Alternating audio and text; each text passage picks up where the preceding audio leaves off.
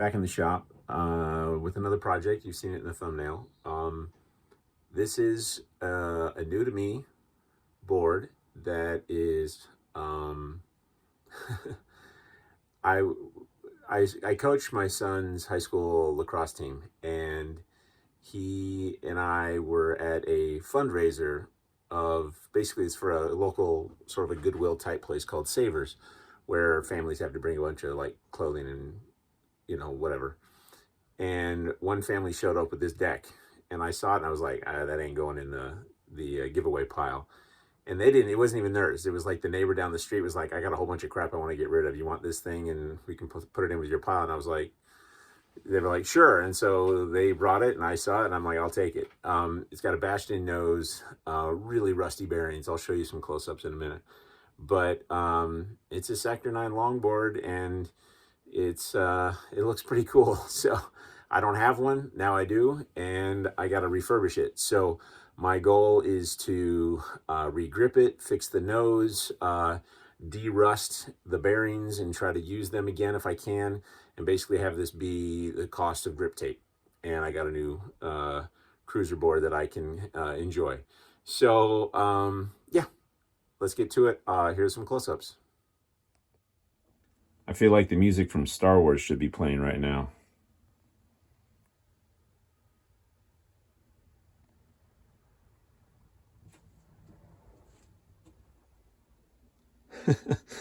This thing is ridiculous. I'll get a measuring tape out in a second. So, Sector 9. Some wheels that have some numbers on them. We'll look at those closely in a minute. Let's look at the back side. That thing is cool, man. I dig it. Absolutely toasted bushings, so I'll be replacing those. Do some cleanup. Not sure what trucks these are, so I'm going to tear down the board entirely, pull all this stuff off. There's the damage. Re-grip. I'm going to round the nose, try to make it look as original as possible. Sand and clean up the sides. You can see the plywood is splitting. I'm going to see how much of that is in need of repair, and we'll go from there. So, time for some teardown.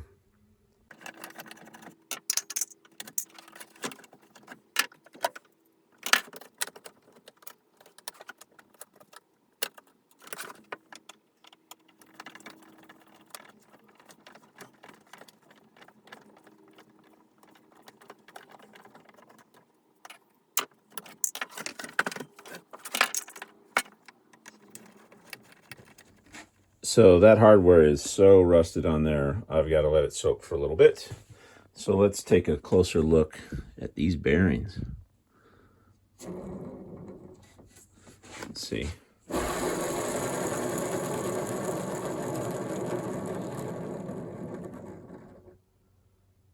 Actually not as bad as I thought they were going to be. These, though, look a little more caked.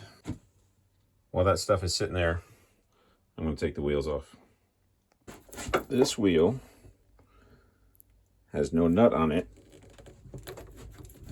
and it still doesn't want to come off. Oh, boy, that's a thing.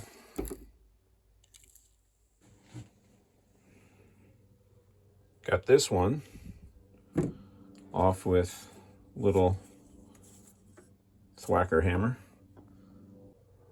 That is a rusty axle. It took a hammer, but I got that wheel off. The only problem, the bearing stayed on. So that's going to be a little bit of work. And that is frozen on there. That is frozen on there. And that little guy is frozen on there. So I got rust penetrant, wrenches, and anchor. That stuff right now is sitting in a little bowl of evaporust. So I don't know if those things are salvageable. They certainly don't look it, but we'll see. Also, one of them my effort to remove that bearing did not remove. So no matter what, I'm down to 7. So I have a spare set of bearings, and I guess I can use them. In my quest to be cheap, I'm going to reuse these wheels.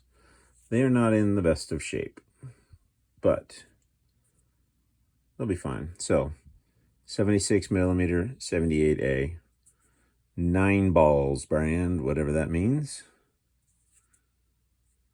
I don't know if they are called 9 balls because of Sector 9, so it's sort of their in-house brand. We'll see. I will have to reuse the bushings. I'm pretty sure that one is no good. I actually can't get it off the washer. And then there's this one. One of the better ones. And the best one, apparently.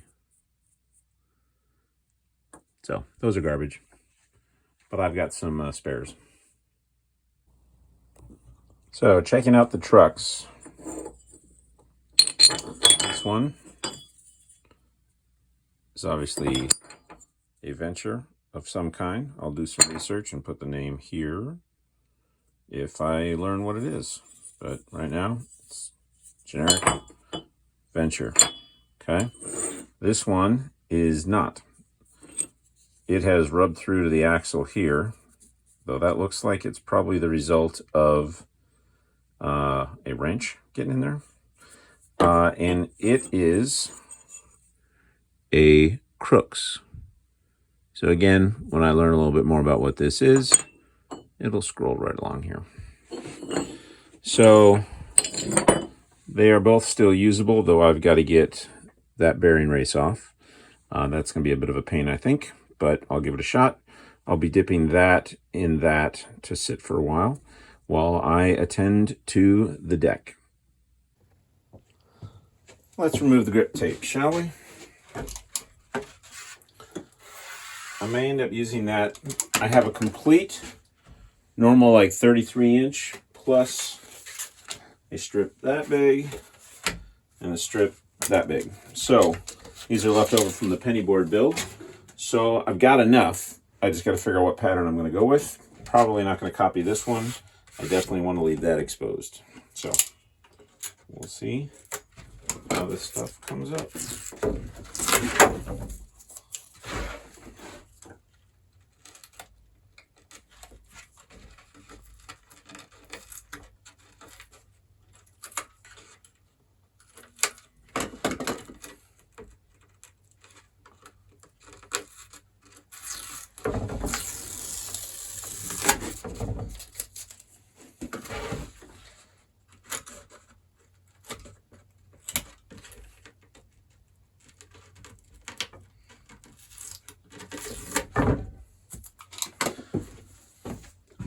Time for some time lapse.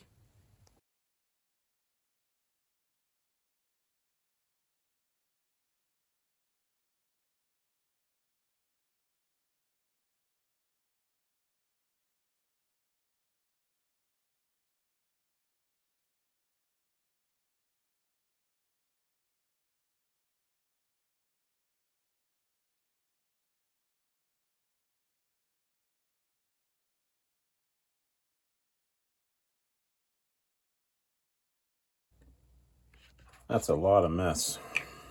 Just yuck. So here's the board. These are gaps in the grip tape. They look intentional, but they're kind of a mess. So time to get sanding. I will not be filming that. That's just me and some sandpaper. Decks are made of maple.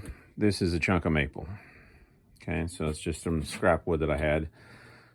Was thinking of making a mandolin neck out of it a while ago and never did. So I figured out the grain orientation.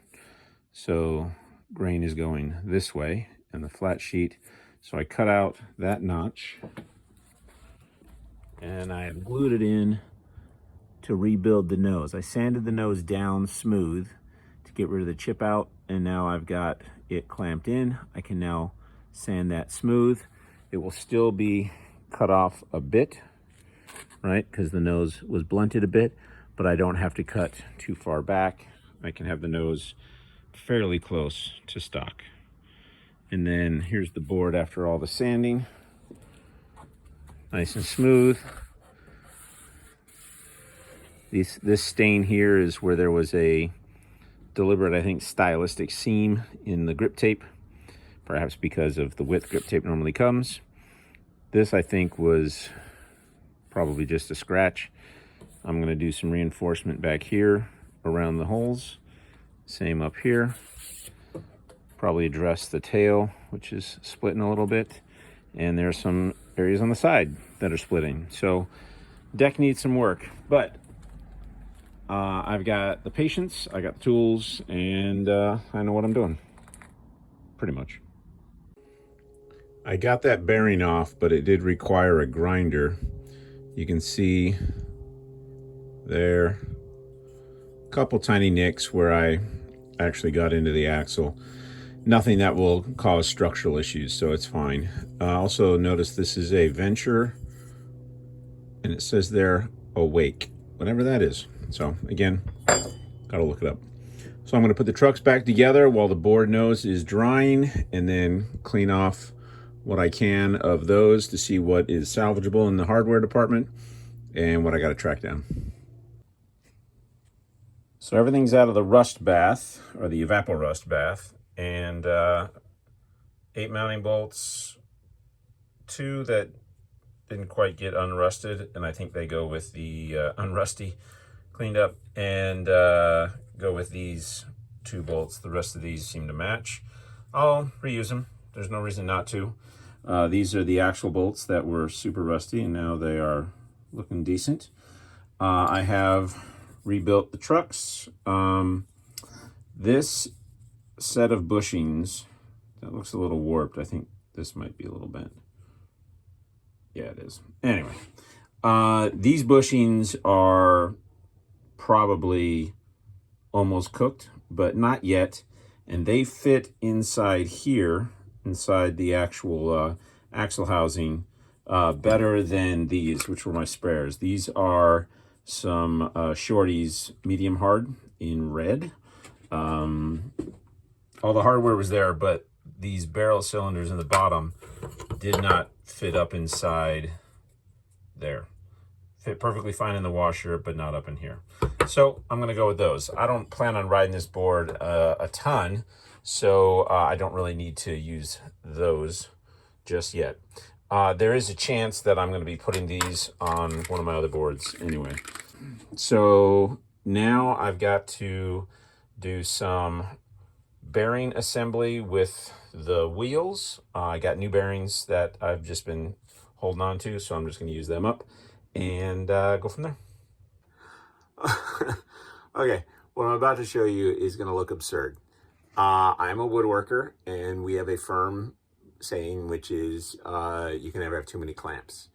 So what I did was water down some wood glue so that I could get it between the top laminate layer that was delaminating from the other maple plies.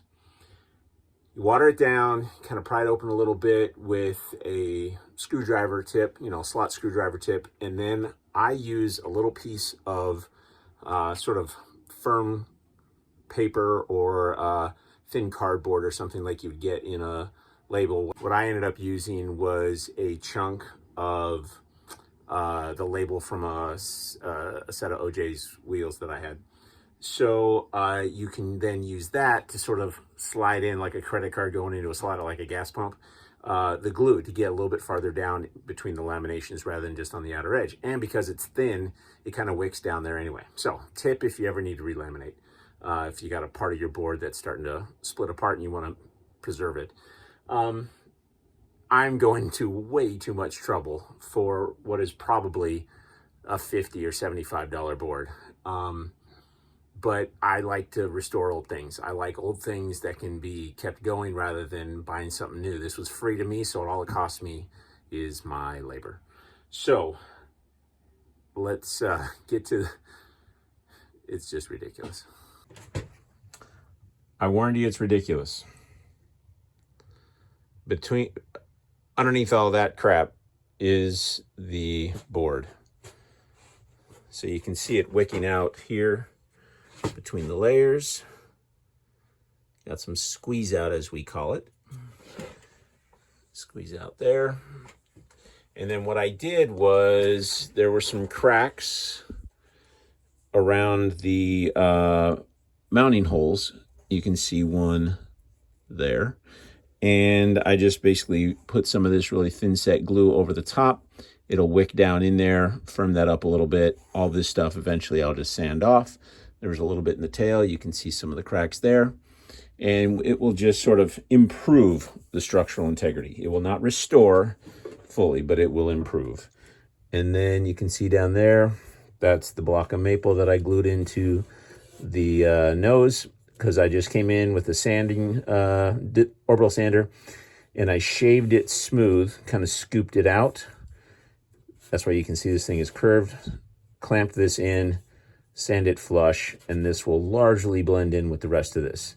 The plan next is to sand this off tomorrow, sand this off tomorrow, take all these ridiculous clamps off, and then clear coat the top here.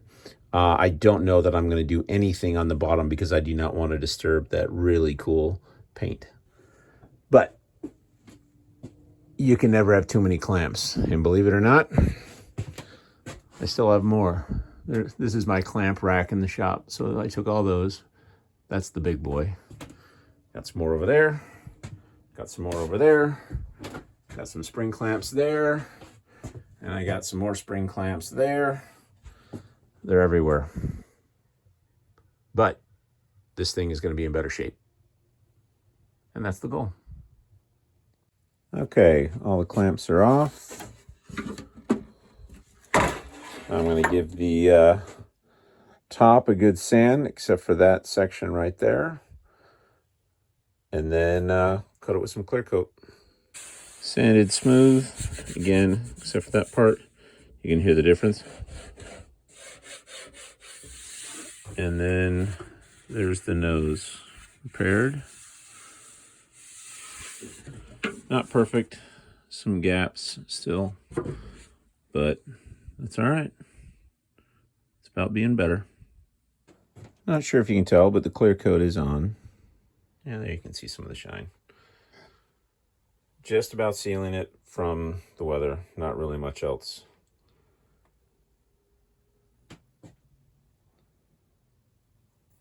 That'll do. Decided to do a clear coat on the bottom just to seal it up a little. I did not do any cleaning, so I'm preserving the age because I did not want to lose any of this beautiful graphic. Means I got to go with these smudges, the truck stains, whatever. So be it. But it's looking pretty good. Not going to go heavy. I may flip it over and do one more coat on the top this morning before I put the grip tape on.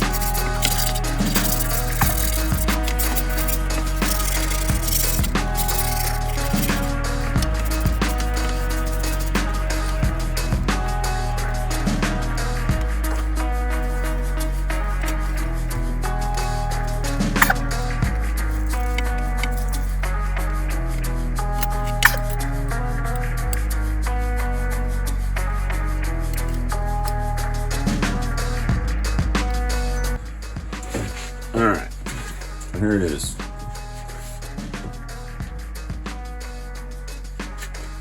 Not perfect. I think I'm going to trim just a little bit right there to even that line out, and then be happy with it.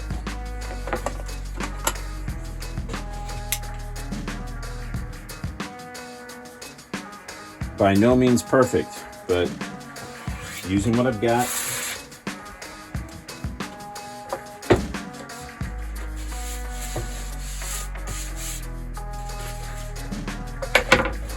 Awesome.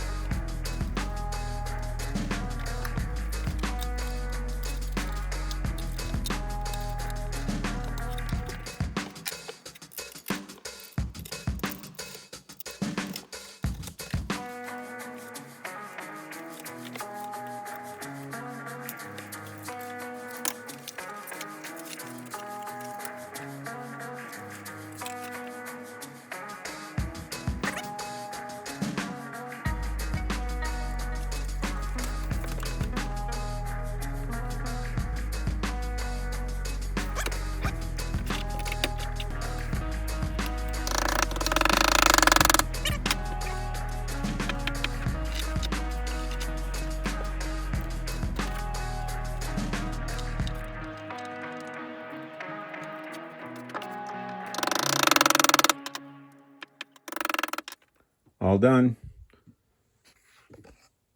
Very happy. Original hardware, original trucks, original wheels. Obviously new grip tape, new bearings, and used bushings that are better than the rotted ones that were on here. So I just love that graphic. From what I have been able to determine on some research, this might be one of the original designs from like the early mid-90s. There's one currently for sale on eBay for $240 that has this graphic. So I don't know. I'm not saying it's worth that. It is certainly worth that to me. I'm not selling it. I love old stuff. I love bringing it back to life. I love using it. That's why I have too many guitars, old hand planes, that one over there from the 1800s. I dig stuff like this. Still useful. Let's not throw out and buy a replacement. Use what we got. Keep it on the road. So I'm going to go give this quick cruise before I go to dog adoption day with my daughter. No, I'm not getting a new dog, though I wish. We are volunteers. Quick final specs. This thing is just over 45 inches long. I shaved off part of the nose because it had broken off, so maybe it was 46 to begin with. Certainly not 48, not out that far. Width, 9 3/4. Axle width, just over 8. Certainly is cool. See how it rides.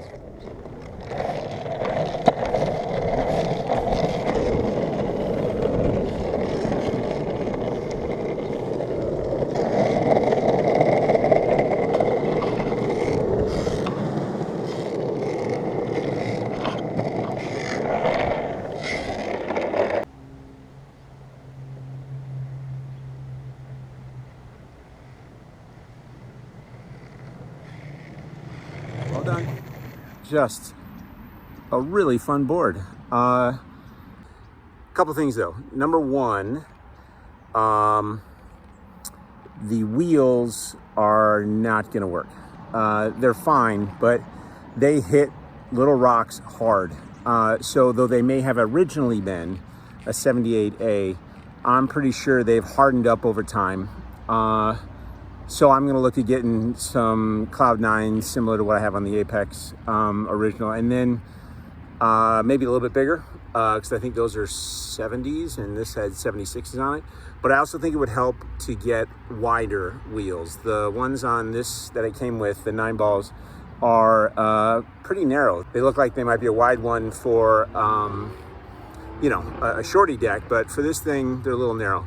So a larger footprint and a newer, softer wheel will probably make it a little bit of a softer ride, particularly in this area where I could really test it against some rough asphalt with a lot of cracks and lots of tiny little rocks and seeds and twigs and stuff.